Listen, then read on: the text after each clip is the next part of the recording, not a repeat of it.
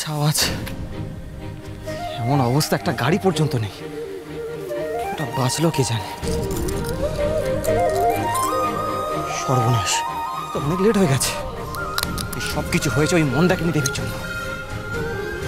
অনুষ্ঠান শুরু হয়ে যায়, ইন্দুকে মুখ দেখাবো কি করে? না না না, আমাকে তাড়াতাড়ি যেতে হবে। ইন্দু, আমি আসছি।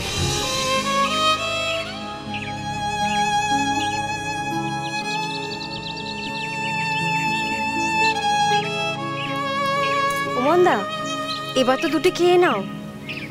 ভালো লাগছে না গো দিদি। ও কি রে, স্বামী ঘরে নেই বলে বুঝি গলা দিয়ে খাবার নামছে নে? এ বাবা, আমি তো তুই করে বলে ফেললুম, কিছু মনে করো নে ভাই। তুই করেই বলো না গো, মনে হবে আমার আপন দিদি। বেশ, তাই বলবো কোন। এবার নিজের এই দিদিকে বল দেখিনি, কি হয়েছে, খাবার খাচ্ছিস না কেন? এই আমাকেই দেখ, আমার কর্তা ঘরে নেই, তাও কেমন আধ বাটি মুড়ি পেটের কোন গভীরে সে দিয়ে গেছে। সত্যি করে বল তো, কিছু হয়েছে নাকি লো?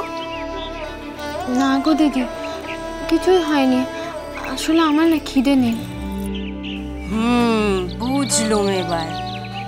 সৌরগড়ের মতো লুচি সুজি বেড়ে খাওয়াতে পারছিনি বলে গলা দিয়ে খাবারখানা নামছে নে তো।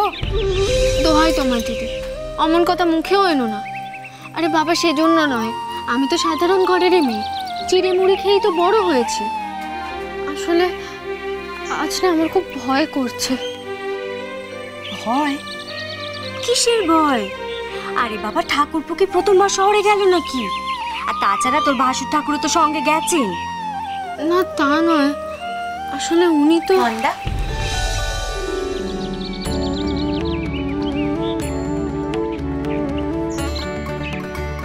ও কিলো এমন হা করে ব্যাপলার মতন কি চেয়ে দেখছিস?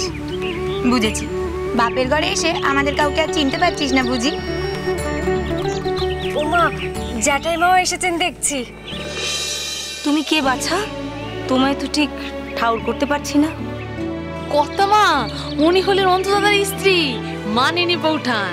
আসলে এই বাড়িতে তো মেয়ে মানুষ কেউ নেই, তাই উনি এসেছেন সব দিক তদারকি করবেন বলে, চারদিক সামাল দিতে। বাহ, তবে তো ভারী লক্ষ্মী মেয়ে তুমি বৌমা। তা আমার অনাথ কোথায়? ও বুঝেছি, অন্তুকে পেয়ে গ্রাম ঘুরতে গেছে বোধহয়। জানো বৌমা, ছোটবেলায় দুজনে মিলে সারাদিন দস্যিপানা করে বেড়াতো। বুঝি এত বছর পর দেখা হয়ে সেরকমই কোনো ফোন দিয়ে এটেছে। না না জ্যাঠাইমা, ওনারা তো। বুঝেছি বুঝেছি, শৌরগড়ে এসে আমার চোরদাদা বুঝি বেলা অব্দি নাক ডেকে ঘুমোচ্ছে। দাঁড়া, ডেকে আনগে।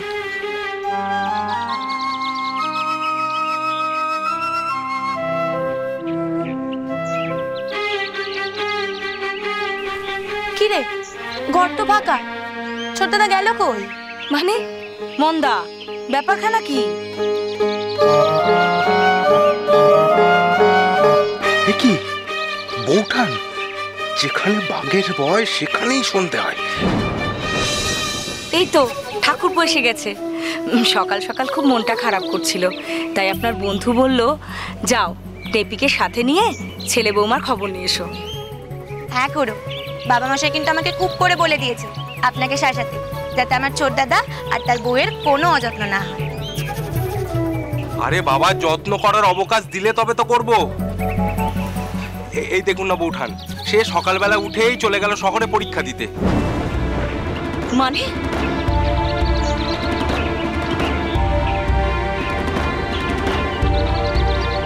প্রভাত কুমার মুখোপাধ্যায়ের বউ চুরি, সোম থেকে শনি সন্ধ্যে 7:30টায়, আকাশ 8-এ।